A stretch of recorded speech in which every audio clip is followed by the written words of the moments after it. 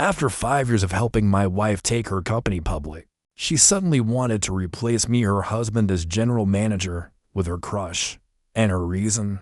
She looked me in the eye and said, "When I fainted and was hospitalized, I kept hearing my late mother's voice after I woke up.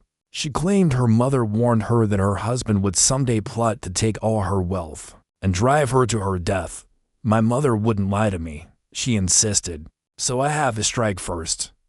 I was completely stunned, because everything she said, it was from my past life. But the so-called husband her mother warned her about, it wasn't me. It was him, her crush. It started on a normal day. I was in my office listening to my secretary report on our latest project when the door slammed open. Victoria stormed in, heels clicking 10 centimeters high. Before I could even smile at her, she slapped me hard. My head snapped to the side from the impact. "Albert," she yelled, "I made you general manager through the back door in my own company, and you're having an affair with my secretary. Has your conscience been eaten by a dog?" She was shaking with rage, her chest rising and falling, eyes filled with fury and betrayal.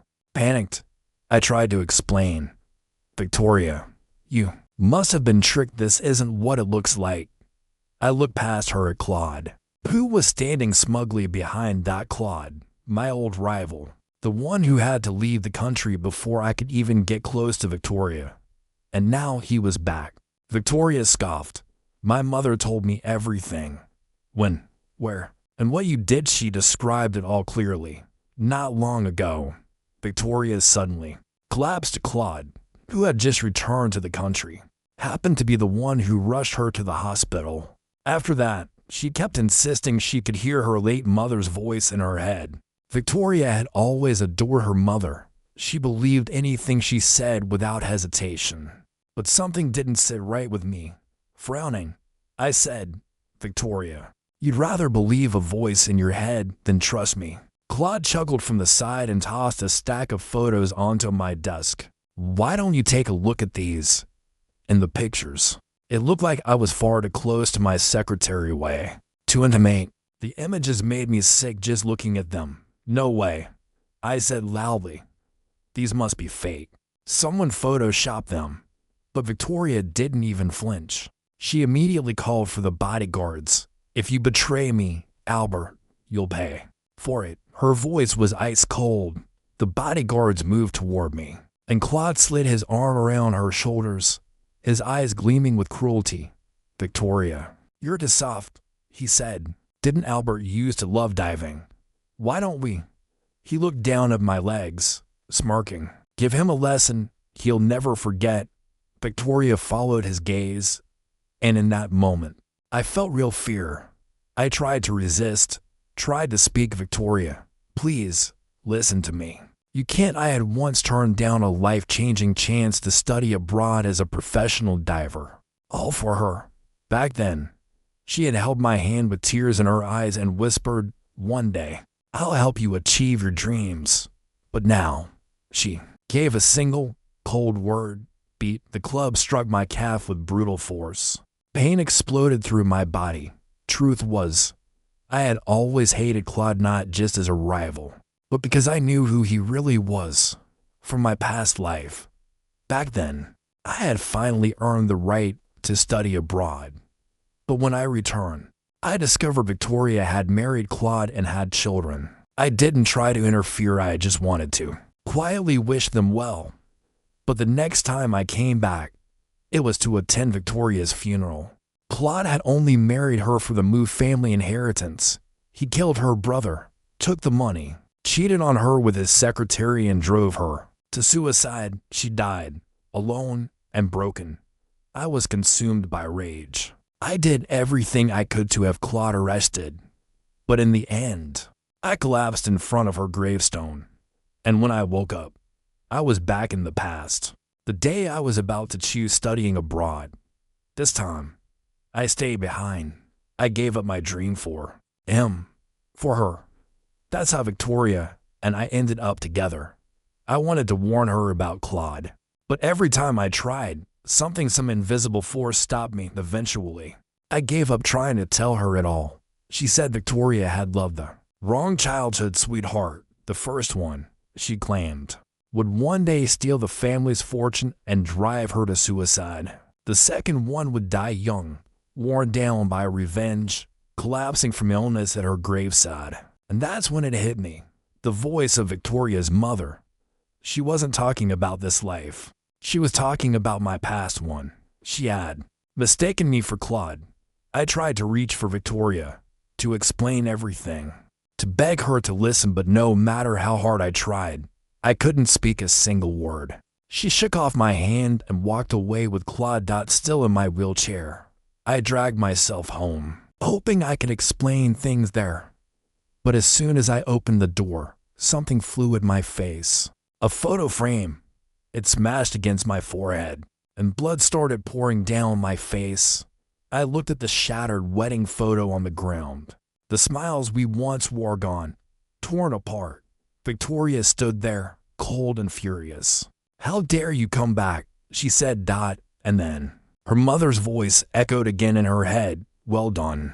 Victoria belongs with Claude. This scumbag only wants the Moo family's money. He needs to get out." Victoria didn't hesitate. She yanked off her wedding ring and tossed it straight into the trash. "Albert," she said bitterly, "you really went this far just to get my family's money." "No, Victoria." I wanted to tell her the truth, but my voice still wouldn't come out. And then came the final blow. Several company shareholders arrived, one after another. They started accusing me, bribery, embezzlement, abuse of power. Even Victoria's secretary was there, kneeling on the floor in tears. "President Moo," she sobbed. "It was Albert. He threatened me. He said if I didn't do what he wanted, I'd never make it in this field. My sister needs money to survive. I had no choice." Still in my wheelchair, I looked up at Victoria. My eyes were full of pain, of pleading. "Victoria," I said, desperate. "For 5 years I've helped grow this company. You know the profits I brought in. You know how I've felt about you all this time. Just give me a chance. I can prove I'm innocent." But her mother's voice, sharp and relentless, kept whispering in her ear, "Don't let your heart go. Soft, Victoria. This kind of man, he's the best at pretending." Victoria's gaze turned ice cold. In front of all the shareholders, she made her decision. "From today on," she declared, "Albert is no longer the general manager. I don't want to see you in this company again. And we're getting a divorce." Then she waved her hand. The bodyguard stepped forward, grabbed my wheelchair, and threw me out like trash. It was pouring rain outside. I landed on the ground, mud soaking into my clothes as I tried to crawl back to my chair. But Claude had someone drag the wheelchair even farther away, taunting me, like I was some kind of joke, like a dog. I glared at him with everything I had left inside me. And then he leaned in and kissed Victoria on the cheek. Something inside me snapped. The rage, the heartbreak had all surged up at once, and I coughed up a mouthful of blood. It hit the ground and was instantly washed away by the rain. I collapsed, weak, done. But just then, a black umbrella opened above me. It was my personal butler. He looked down at me, his expression filled with pity. "Young master," he said gently, "stop torturing yourself. Come home with me." How could anyone think I was after the Moo family's money? I'm the heir of the Law family, one of the most prestigious families out there. It's just, I once chose to give up that identity to chase my dream of becoming a professional diver. My grandfather called me useless, told me if I really had talent, I should succeed without using the law name. That's how I ended up here. In both this life and my past one, people thought I was a fool for choosing diving over business. Everyone except Victoria. Back then, when I was about to give up my dream, she handed me the newest diving gear and looked me in the eyes. "Albert," she said, "if this is what you want, then do it. I'll always be behind you." She had always been like the sun, warm, steady, pushing me forward. How could I just let her be fooled again? How could I let her fall into the same trap again? I have to show her the truth. I swore to myself to take Claude down once and for all. I started gathering evidence, pulling strings, investigating every detail. And just as I was getting ready to act, Victoria sent me a message. She asked me to come back. My heart beat wildly. Maybe she had figured it out. Maybe she wanted to apologize. Maybe she remembered what we once had. I went to the banquet the next day with trembling hands and hopeful eyes. The hall was bright and lively. Laughter, champagne, everything looked perfect. I overheard someone whisper, "It's Miss Moo and her husband's wedding anniversary." My heart skipped a beat. Was this her way of bringing me back into her life? I pushed open the door gently, only to see Victoria standing on stage next to Claude. The microphone carried Victoria's voice loud and clear through the hall, and everyone heard her words. "Albert cheated with my secretary. He used his position to embezzle and act corruptly. The Moo family will no longer tolerate someone like him." Then her cold eyes found me in the crowd. "From this day forward, Albert and I have nothing to do with each other." And just like that, she reached out and took Claude's hand.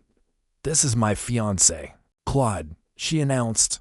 "He'll be joining the Moo family and stepping in as the new general manager." A moment later, Victoria's mother's voice choked with emotion echoed in her mind again, offering heartfelt blessings for Victoria's new life. And right then, it felt like everything I had tried so hard to stop had snapped back into place, like some cruel joke, as if fate was mocking me, reminding me how powerless I truly was. No, it can't be," I blurted out, my voice rising. Everyone turned to stare. I spun my wheelchair around and pushed myself through the crowd until I was right in front of Victoria. "I have proof," I said, desperate. "I can prove I'm innocent. I never betrayed you. I never abused my power." Clutching the stack of documents I'd worked so hard to gather, I held them out to her, my last hope. But Victoria just looked at them like they meant nothing. Barely a glance, Claude stood beside her, smirking. "Still not giving up," he said mockingly. Even now, anger flared inside me. I pointed straight at him. "You're the one behind all of this. Those photos were fake Photoshop. You bribed the shareholders. Victoria, please, you have to believe me." Before I could finish, a splash of cold red wine hit my white shirt. Silence. Victoria had just poured her wine on me. Slowly, she set down the glass, her gaze colder than ever. "Get out," she said, "and don't ever show your face to me again." Laughter rippled through the crowd. Shame clung to my skin as I turned and wheeled myself away out of the bright banquet hall. Through the garden I once helped design. My legs were weak, my heart even weaker. Woof! Suddenly, my dog Rocky came running up to me, my loyal companion. He rubbed his head gently against my hand, as if he could sense everything I was feeling. I forced a small, broken smile. "Don't worry, buddy," I whispered. "Daddy's taking you with me." But just then, I heard voices. Victoria's voice, soft, playful, flirtatious. "Be gentle," she giggled. "If you're too rough, people will notice my lips are swollen." Claude chuckled. "Even better. Let them see. Let them know you're mine." I froze in place. Every word stabbed deeper than the last. "Still jealous?" Victoria teased.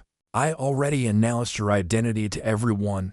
Claude's tone turned sour. "But Albert, he does HHH." Victoria cut him off gently and clung to his arm.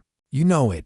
Even if I'm with him now, the one I've always loved has been you. If you hadn't gone abroad back then," she whispered, "how could I have used Albert as your replacement?" My world went still. Those words, they hit harder than any slap, any betrayal. My mind went completely blank. So even without her mother's voice in her head, we still would have ended up here. Because in Victoria's heart, there had only ever been Claude. All the signs I'd ignored before suddenly came rushing back like knives. At our wedding, she made me wear a suit I hated. It was Claude's favorite style, the traditional Chinese decor I'd wanted for our home. She replaced it with a French aesthetic because Claude had studied in France. And in bed, even in bed, the way she looked at me like I wasn't really there, like she was always seeing him, Victoria giggled again in the distance, her voice soft and sweet. When my brother comes home, she said, we'll all be one happy family. A familiar laugh bitterly under my breath. My fingers trembling as I slowly turned my wheelchair to leave this place, this nightmare. The wheels crunched over dry leaves, the sound quiet and sharp in the still air. That's when Victoria and Claude finally noticed me. And at the same time, I heard her mother's voice again, full of sorrow. Victoria doesn't know yet, but her brother will never return. That scumbag husband killed him in a car crash to steal the family fortune. Victoria froze. Her eyes widened as she turned to face me. My brother, is he dead? In this life, her brother had been in a car accident. It wasn't planned, it was just that his leg had been crushed so badly he couldn't stand. To help him, I had gone back to my grandfather and begged him to help. I knelt in the ancestral hall the whole night. Finally, my grandfather agreed to find the best doctor for him, one who could give him a chance to walk again. But before I could explain any of this to Victoria, she rushed at me with hatred blazing in her eyes. Albert, she screamed, you said my brother was being treated in a private hospital, that he was recovering. Then where is he? She didn't even glance at my leg injury. With no hesitation, she shoved me hard. I tumbled out of my wheelchair and hit the ground.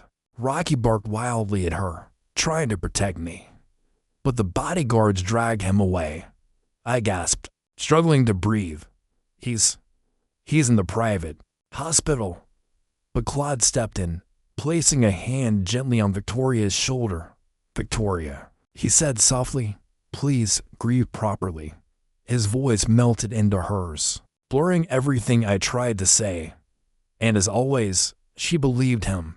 Victoria clenched her fists so tightly her knuckles turned white.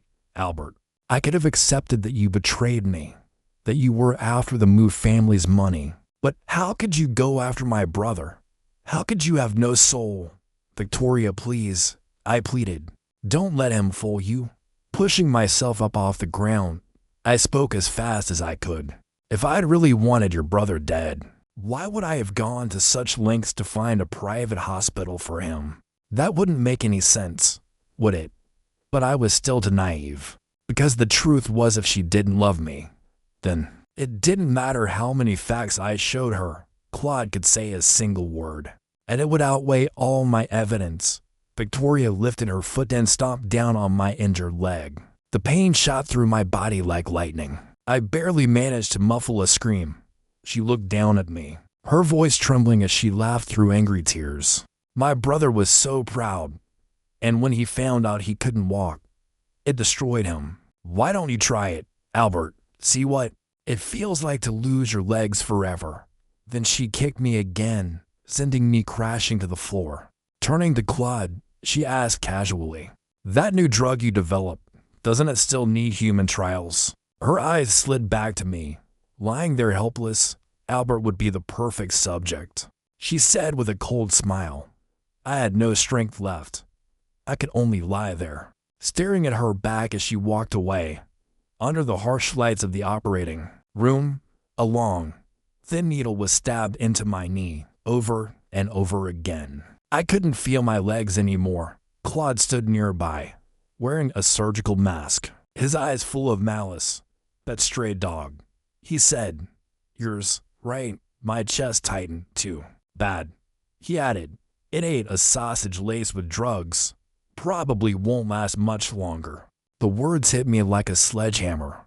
Everything inside me snapped. I launched myself at him, knocking him to the floor. My fist came down again and again. I didn't care what happened to me anymore. But almost immediately, several people rushed in and dragged me off him. Victoria appeared, rushing to Claude's side. She gently cupped his bruised face, concern written all over hers. Then she turned to the bodyguards and gave the order. Beat him.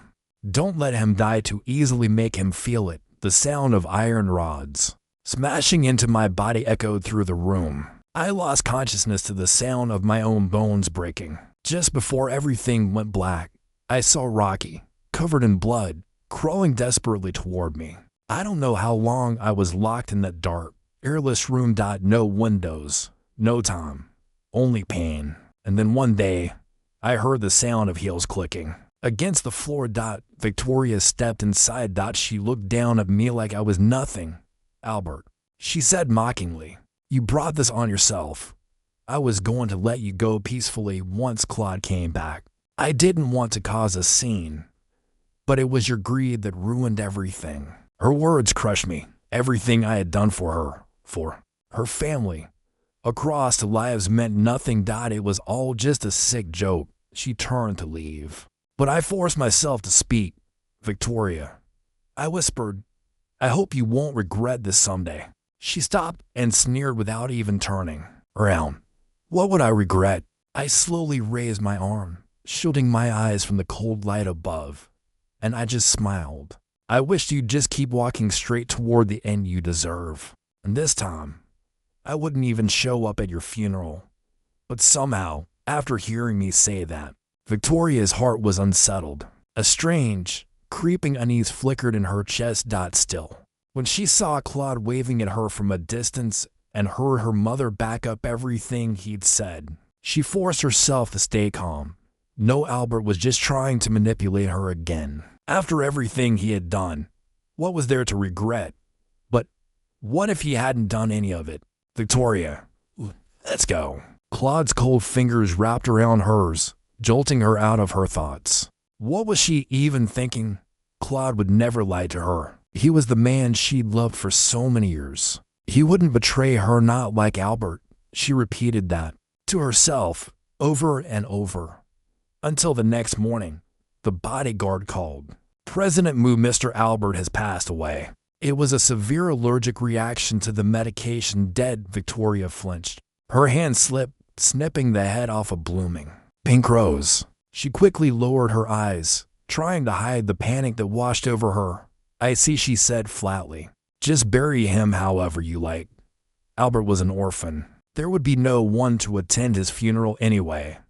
But ever since the day the nightmares started, she'd see someone kneeling at her grave after she died. Their hair had turned snow white overnight in their hand.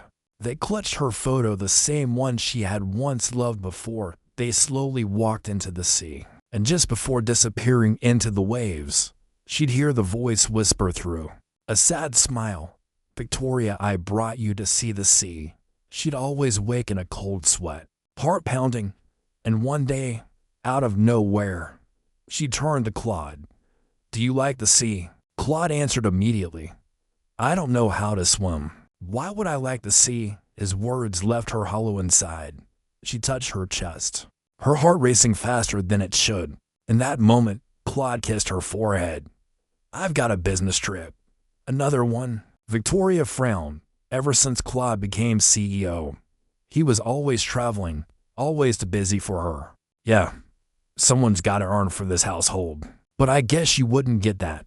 His tone was cold, dismissive. Albert would never speak to her like that. He'd say, because it's your company, I have to do well for you, to prove to the shareholders they were right to trust you. He'd sit with her every day just to talk, just to keep her company so she wouldn't be bored. Why was she thinking about Albert again? Maybe because his death anniversary was coming up. She glanced out the window. A soft cluster of camellias had quietly bloomed in the corner. She stared at them, dazed. It had been over a year since Albert left. Turns out I've been unconscious for more than a year. Wrapped in a thick blanket, I sat by the window and watched the snow drift down outside. A long time ago, I would have thrown on my boots and run outside just to play in the snow. But not anymore. Now, I couldn't even stand, and just the cold air alone made me tremble in fear. I looked down at my legs. The door opened behind me. Young master, please don't catch a chill. You've only just woken up. I turned and gave the butler a weak smile. Thank you for saving me. The truth was, I should have died exactly 1 year ago. It was the butler who realized something was wrong. He'd found Rocky's lifeless body dumped by the Moo family's trash that led them to search for me. When my grandfather found out what happened, he was furious. He called in the best doctors in the world to try and save me. On the first day, I regained consciousness. My grandfather left me with one simple instruction: take revenge for your own grievances. Images of Claude's smug face and Victoria's betrayal flashed through my mind. I clenched my fists. The butler handed me a file folder thick with paper. Young Master Law, these are all the documents proving Claude's affair.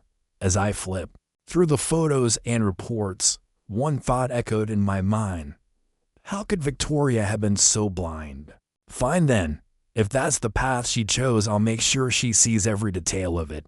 Arrange for her to come to this venue from the second floor. I sat in my wheelchair, quietly watching the party unfold below. Victoria appeared, threading through the crowd, clearly confused why the investors had chosen this strange location. She sat down at the reserved seat, and as soon as she spotted Claude surrounded by flirtatious women, her composed expression shattered. I heard Moo's mother gasp behind her. How could this be? Didn't Claude say he only had eyes for Victoria? How could he in the center of the storm? Victoria stood up. She walked toward Claude slowly, stone-faced. Claude was too busy soaking in the attention to notice her. He laughed and said something without thinking. My wife, damaged goods. If I'd known she was Moo's daughter before I went abroad, I would have drained their fortune. Dry, and her ex-husband. What a dumbass. He spent 5 whole years at Moo's, trying to guard her inheritance like a loyal dog. Total joke. The more Victoria listened, the more she cracked. Her body trembled. Her eyes turned red from holding back tears. He deserved to die, she whispered, then crash. She smashed a wine bottle over Claude's head, then did it again. Victoria, wait. What are you on? Claude stumbled, trying to shield himself. But she wasn't done. Enough. He finally roared, grabbing her wrist. Enough, Victoria laughed through tears, her mascara running in streaks. Claude, look at me. Look at what you've turned me into. She'd driven away the man who loved her completely to let a monster into her home. Why should I care? Claude spat, shoving Victoria aside. He watched her blank, shattered expression with a cruel smirk. You're the one who killed Albert. He tried again and again to show you the truth, but you refused to see it. You trusted me instead blindly. No, Victoria's voice broke. She staggered, tears slipping uncontrollably down her cheeks from the second-floor balcony. I turned away, unfazed. Seeing her fall apart didn't make me feel any better. If anything, it made the pain in my legs throb more sharply. I glanced toward the window. Snow had started falling again. A few days later, the butler leaned in and whispered, "Young master, I heard Victoria is trying to divorce Claude." But then he added, "It didn't work. Over the past year, Claude's already sunk his claws into the Moo family's wealth. He's using it to keep her trapped." I kept my eyes on the fish gliding through the aquarium. "Claude," I muttered. "Of course he won't let go. It's time," the butler said. "The Law family should throw a banquet. Let's see what happens." He moved quickly. Victoria received the invitation, but secretly tore it up and threw it away. Claude noticed anyway. Since the cheating scandal, he hadn't even bothered to hide it. Each day he reeked of different perfumes, flaunting his affairs like trophies. And Victoria, all she could do was cry in front of my photo, over and over again. She hated herself for being so blind, for crushing the trust of the man who'd only ever protected her. She even hated her mother's voice. No matter how many times Mrs. Moo tried to comfort her, "Victoria, don't be sad," Victoria would scream, throw things into the air. "Liar, you're a liar. This is all your fault." The day, once again, she sat before my picture in tears. That's when Claude kicked open the door and dragged her out. "Why'd you tear up the Law family invitation behind my back?" Claude's voice was icy. "You're still being difficult." Then he saw the photo she clutched in her hands. Mine. He let out a cold laugh. "Albert, still thinking about your dead husband. Too bad you didn't know he died calling your name." He leaned closer, sneering. "Oh, and by the way, you and I were in bed together when that happened. Victoria's face twisted in horror. She backed away, hands covering her ears. Shut up. I won't. Claude hissed, yanking her hands down. Remember Albert's dog? The one he loved the most. You gave it to me to run experiments on. I tortured that poor mutt until it nearly died. It could have survived, but you didn't care because it belonged to Albert. So you told someone to throw it away. They dumped it in the trash. When we found it, it was just bones. Victoria collapsed on the spot, fainted from the shock. At that moment, crack. The sound of a pen snapping filled the room. I gripped it so hard it broke in my hand, slicing my skin. Rocky, after I'd woken up, I asked the butler about him. He'd hesitated, then said Rocky had passed peacefully. I never imagined he'd suffered that much. That he died like the. Victoria ended up being forced to attend the Law family banquet, even with her makeup perfectly done, the exhaustion on. Her face couldn't be hidden. I waited quietly in the shadows, knowing she was about to run into someone unexpected. Sure enough, she turned a corner and bumped right into him. Sorry, she murmured, and then froze. Victoria, the man, asked. She looked up, stunned. It was the one person she thought she'd never see again. Her voice cracked. Brother, you didn't die. What are you talking about? He replied, confused. After the car accident, didn't your husband take me to the hospital? I still owe him thanks. You don't know how hard it was to get an appointment with that doctor.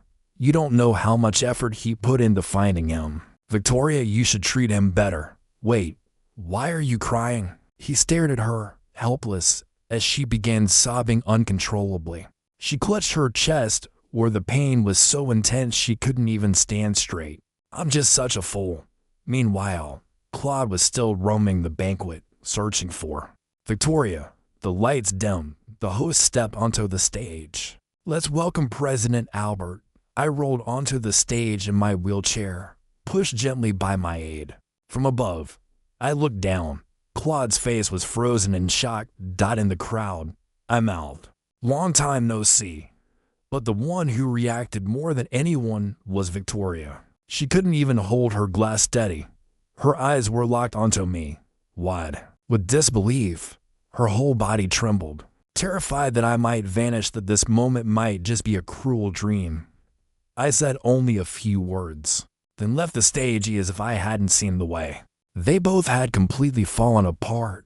But Victoria, she came after me, fast. Is it really you, Albert?